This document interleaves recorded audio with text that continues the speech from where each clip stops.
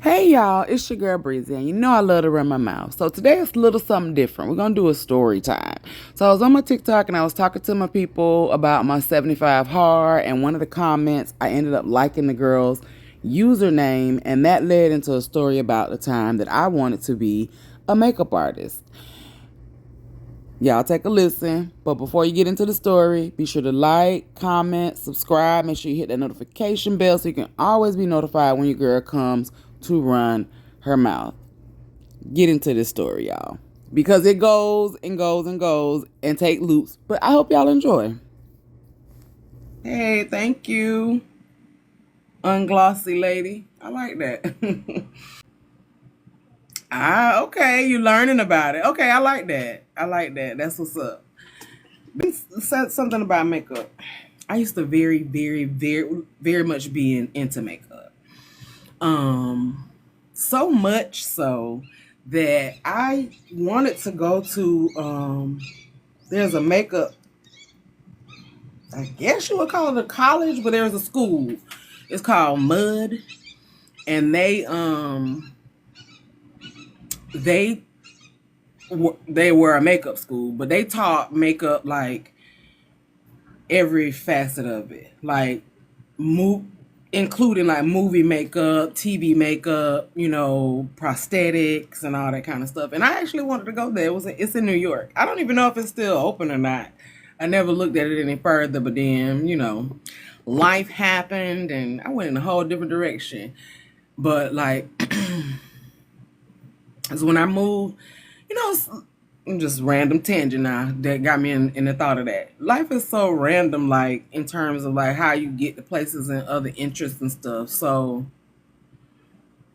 I always like makeup, right? And actually something just came up in my Facebook memories where I used to carry I used to carry my makeup pouch to work, and I would sit at my desk when I did 411 and I would do my makeup. Like I'd sit there, be bored. I worked a late shift, so I wouldn't do it when I was home. I would do it while I was at my desk.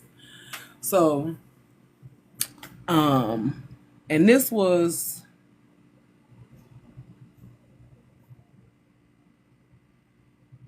after I had graduated high school. I'm trying to think about a timeline because when I graduated high school, I moved to Pensacola with my cousin to nanny her baby. Oh, thank you.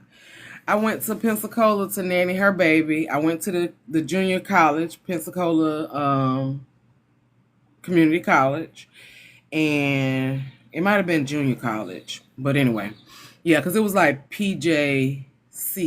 So I think it was Pensacola Junior College and something. Anywho, went there, stayed for a couple months, went in July, came back home February of that following year. Baby, her and her husband had worked my nerves. Let me tell you, I love her. She's one of my favorite because she's a doctor. She was doing her residency at Sacred Heart Hospital in Pensacola Beach. That's what it was. It was Pensacola. It was Pensacola Beach Community College. It was PBCC. That's what it was. So when I came back home, I worked at Walmart, and when I worked at Walmart, it was a cool job. I was a cashier. I like talking to people. So I enjoyed being up at the register and all of that kind of stuff. And I was fat then. I got used to standing on my feet. Eventually I stopped sweating so much. Right? I'm getting to the point. So Walmart gave me a hard time and told me that I couldn't wear my tongue ring. Now, mind you, no, I did not have the tongue ring in during the interview because, of course, I wasn't going to do that. But I started back wearing it or whatever, and they didn't know for months. I'm not even sure how they ended up finding out, but one of the CMs came and was like, hey, you can't have that tongue ring in your mouth. And she was like, I really didn't even know you had it, or whatever, but, you can't have it. So I complained about it, and I changed to a clear one, and then they caught me with it. And then I tried to get that little flat one. Most likely that somebody snitched on me, some hating asshole. But I got one of that little flat things that was supposed to just, so that you couldn't see it. It was clear, it was flat, but it was uncomfortable. And so, and I probably could have went and looked for one that had like a longer like gauge, I guess, on it, but I wasn't finna go through all that. So I quit. And I went and got a 411 job. That's where I sat at the sat at the desk and did my makeup. And then eventually I wanted to go to a university. So I actually applied to schools and I got accepted to Georgia State University. And I made a plan and I moved to Atlanta. And then my stinking ass daddy, I love him. We have made up. We're past this, but this is just what happened. He was supposed to fill out, thank you. He was supposed to fill out, paperwork so that I could get credit for residency. So when you go to college out of state, I was from Florida. I was moving to Georgia to go to college. And when you, if you have a parent that lives in that state, and they meet the requirements, there's paperwork that can be done that would allow you to go to school as a resident, where you don't have to pay the out-of-state stuff. He didn't do it. And so baby girl had to get a job. Like I had got an apartment. My mama had went up there, got me an apartment. I was living in Jonesboro at first. Had no clue where I was at. But if you know, that's where all the Negroes at. I love Atlanta. Let me say that. So I moved to Jonesboro, got a 2-bedroom apartment. I think it was because of how much the rent was, but I did not need all that space. I had a 2-bedroom, 2-bath apartment. That was my first apartment. And then so at first I wasn't working. And then my friend Sonya had came up there to visit, and I met, because I had been looking for jobs. And you know what's, yeah, I was applying for like customer service jobs, but I couldn't find nothing. But the other thing was, everything is so far out. Like you're not necessarily gonna find, you could, because of course there were, but like, for instance, I'd be looking for a customer service job and it be in Alpharetta. And so if you know, I should have just went ahead and got them and applied for those. And I think that I limited myself in terms of what I applied for. But I applied for like 911. They ain't want me. I applied for 911 in Clayton County. They ain't want me. I applied for the utility company, a lot of different stuff. But anyway, my friend Sonya came. I went to her homegirl's house where she was staying when she came there. And the lady's daughter worked at this collection agency. So she gave me the information. I applied for it. It ended up being in Kennesaw. So one day, so I went and got this like sales job that was commission based. And it was my first day there. I was still in the training process, baby. Them folks from that collection agency called me and was like, "Can you come for an interview?" I was like, "What time? What's the next available you got?" And I left.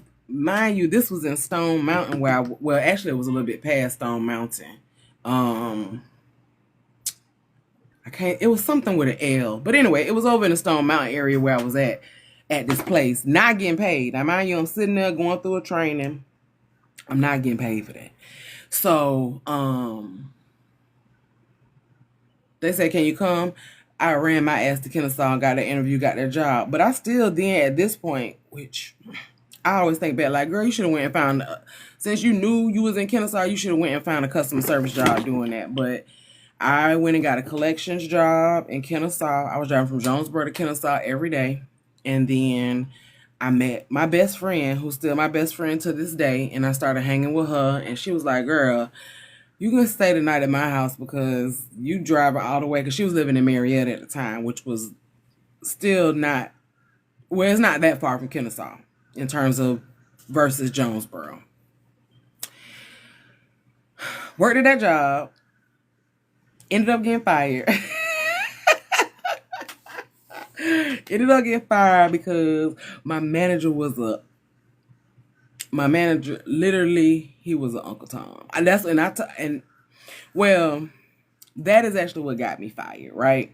So this is the story in the story. This leads to how I wanted to go to Mud. Now that's actually what this started from. I just realized that. I'll tell you the whole backstory. So I worked at this collection agency I was there for a couple years. It was called NCI. And so at there were several departments. Like there was what was like commercial, which we did like direct TV and like check systems, which was like, you know, when people write bad checks and collecting on that. And then they had a financial side, which was like the people who did collections on car loans and stuff like that. And then that was all in the floor where I was. And a whole other side of the building, they had the education system where they were collecting on student loans. Okay. So I started out it was consumer. I started out in the consumer side, collecting on direct TV. That's how I met my best friend. I sat in her seat the first day. And then we kicked it off from there. So I worked, and we had actually when I first got there, we had a director. She was a lady from, I think she was from Trinidad or like Virgin Islands, Desant. And then Desant left, and we got Miss Debbie. And Miss Debbie was cool.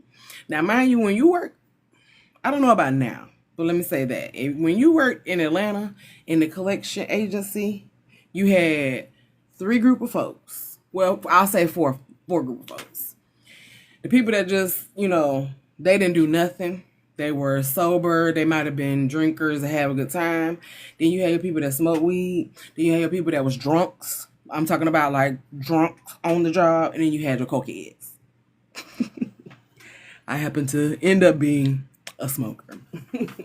So Miss Debbie was cool because she knew who did and who didn't and what they had going on. Like one time I took a break and she was like, oh, you must be in smoke because honey, your attitude is horrible. Anyway, so Miss Debbie ended up getting fired on some BS, and they brought this, well, the director from the finance side left, and they brought this, no offense, but this is how I talk. They brought this white lady named Arlene there. She was the finance director. And then something happened and they did some shiesty stuff, and Miss Debbie ended up getting fired. And Arlene ended up being the director of consumer and finance. And then, we're going to merge it all together. Right? Okay. So this is the day that was my last day working there, and what happened why I ended up getting fired. So I'm at my desk. I'm a multitasker. Like when I have a desk job, I like to watch videos, listen to music, or do something.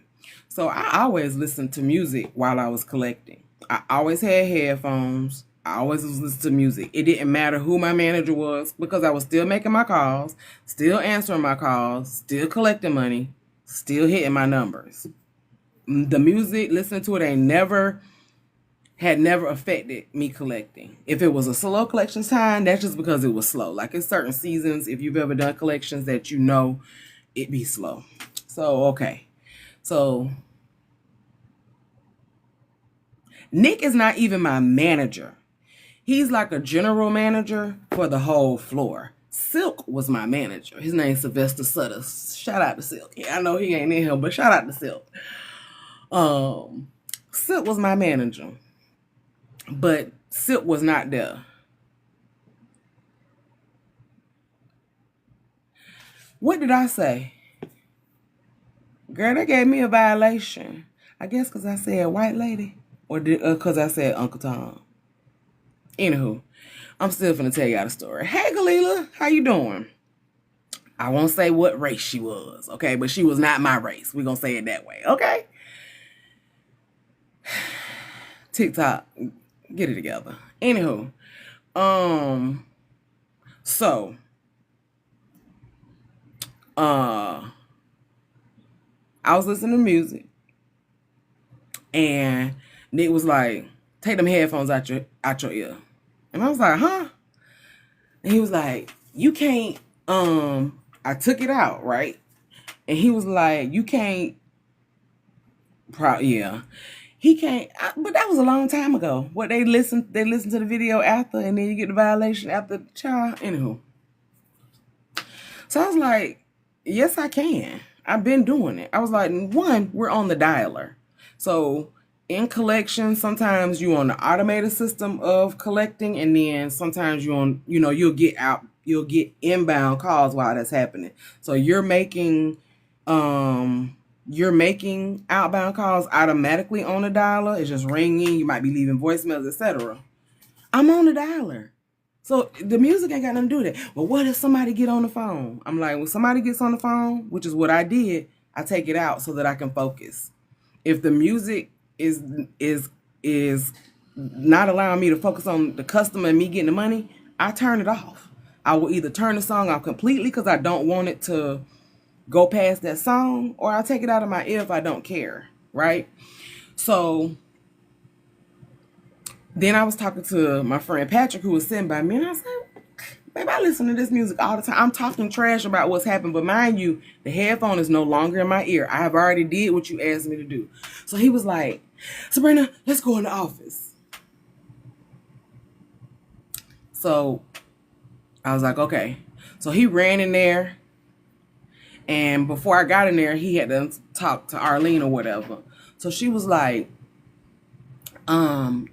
Nick says you're being insubordinate. I was like, how? And he was like, because you was giving me a hard time about the headphones. I was like, you said take it out.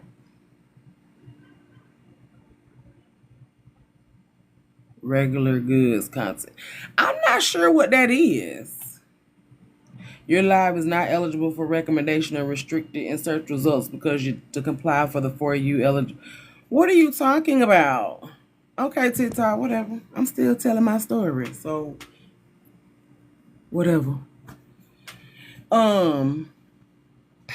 So I was like, I took it out. He was like, but you was going back and forth with me. I said, you asked me, how could I take a call? Hey, how you doing? How could I take a call if I was listening to it and I told you how? And then I talked to Patrick about it because he knows that I do this every day and that I don't have a problem with it, that I know how to manage myself because I am an adult. So then Arlene was like, Sabrina, you're smart. You're such a nice girl, but I said, my mouth is horrible. She said, yes. I said, I know. Because what I know is I don't let y'all talk to me any kind of way in here. I'm not letting y'all BS me. I'm not letting you tell me something that don't make sense and I just follow it. I'm going to ask you why I need to do this. Like, you need to explain to me why it is what it is. So she was like, oh, okay. So you can, just go ahead and clock out for the rest of the day. Mind you, this was a Friday. This was a payday. You ain't, and it's like 12. We get off at 5. Exactly. Bye. Girl, okay. Kindly went to that thing. Like, we actually had a thing. We had to clock in. Went and clocked out. No problem. Got my stuff. All right, y'all. So when I was walking out the door,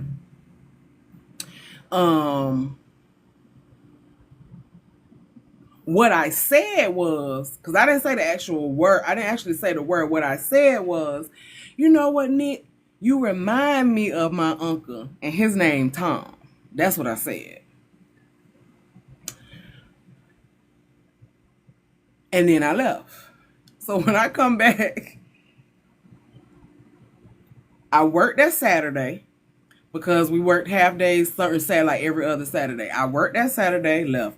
When I come back Monday, they fired me. And they sent me on my way. And they put on the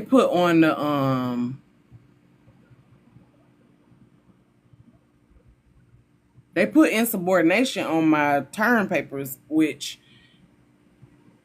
is not a valid reason for termination in the state of Georgia or something like that. So I got unemployment. Went to an aesthetics program the Institute of Aesthetics, Atlanta Institute of Aesthetics in I can't remember what city it's in. It might be considered in Atlanta based on just how they kind of zone and stuff. But the school is called the Atlanta Institute of Aesthetics. And I went and completed an aesthetics program where I learned to do massage, like semi-massage. When you do aesthetics in Georgia, you do have to they have more hour requirements than they do in Florida. Like the extended program here in Florida is the same amount of hours, but Georgia does a more extensive aesthetics program. So you have to learn reflexology, some massage techniques, but I learned facials, body scrubs, waxing, makeup, basics. What else did we do? We did like facial treatment, so like peels and exfoliation, the different machines. Like I actually did clinics and had customers and all that. Took state boards, passed them, got my license and all. And my intention with that was to go to Mud and do makeup, etc. Long way around in that story. But